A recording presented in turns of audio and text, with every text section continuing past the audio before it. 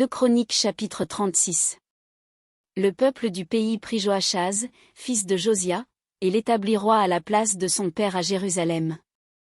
Joachaz avait 23 ans lorsqu'il devint roi, et il régna 3 mois à Jérusalem.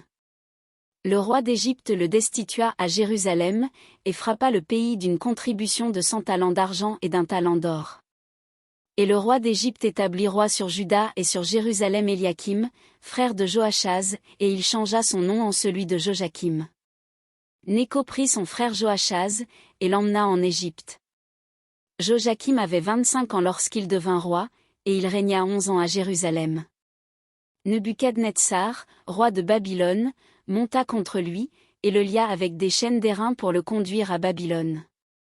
Nebuchadnezzar emporta à Babylone des ustensiles de la maison de l'Éternel, et il les mit dans son palais à Babylone. Le reste des actions de Joachim, les abominations qu'il commit, et ce qui se trouvait en lui, cela est écrit dans le livre des rois d'Israël et de Juda. Et Joachim, son fils, régna à sa place.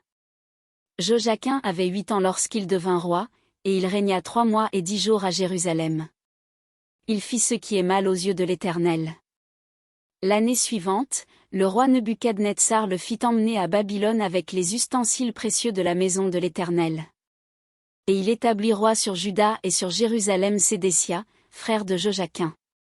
Sédécia avait 21 ans lorsqu'il devint roi, et il régna 11 ans à Jérusalem. Il fit ce qui est mal aux yeux de l'Éternel, son Dieu, et il ne s'humilia point devant Jérémie, le prophète, qui lui parlait de la part de l'Éternel. Il se révolta même contre le roi Nebuchadnezzar, qu'il avait fait jurer par le nom de Dieu, et il raidit son cou et endurcit son cœur, au point de ne pas retourner à l'Éternel, le Dieu d'Israël. Tous les chefs des sacrificateurs et le peuple multiplièrent aussi les transgressions, selon toutes les abominations des nations, et ils profanèrent la maison de l'Éternel, qu'il avait sanctifiée à Jérusalem. L'Éternel, le Dieu de leur père, donna de bonne heure à ses envoyés la mission de les avertir, car il voulait épargner son peuple et sa propre demeure.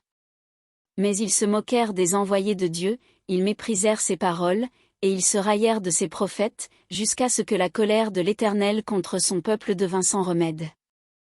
Alors l'Éternel fit monter contre eux le roi des Chaldéens, et tua par l'épée leurs jeunes gens dans la maison de leur sanctuaire, il n'épargna ni le jeune homme, ni la jeune fille, ni le vieillard, ni l'homme aux cheveux blancs, il livra tout entre ses mains.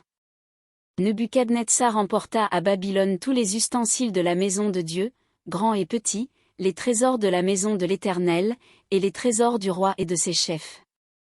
Ils brûlèrent la maison de Dieu, ils démolirent les murailles de Jérusalem, ils livrèrent au feu tous ses palais et détruisirent tous les objets précieux. Nebuchadnezzar emmena captifs à Babylone ceux qui échappèrent à l'épée, et ils lui furent assujettis, à lui et à ses fils, jusqu'à la domination du royaume de Perse, afin que s'accomplît la parole de l'Éternel prononcée par la bouche de Jérémie, jusqu'à ce que le pays eût joui de ses sabbats, il se reposa tout le temps qu'il fut dévasté, jusqu'à l'accomplissement de 70 ans. La première année de Cyrus, roi de Perse, afin que s'accomplît la parole de l'Éternel prononcée par la bouche de Jérémie, l'Éternel réveilla l'esprit de Cyrus, roi de Perse, qui fit faire de vive voix et par écrit cette publication dans tout son royaume. Ainsi parle Cyrus, roi de Perse, l'Éternel, le Dieu des cieux, m'a donné tous les royaumes de la terre, et il m'a commandé de lui bâtir une maison à Jérusalem en Juda. Qui d'entre vous est de son peuple? Que l'Éternel, son Dieu, soit avec lui, et qu'il monte.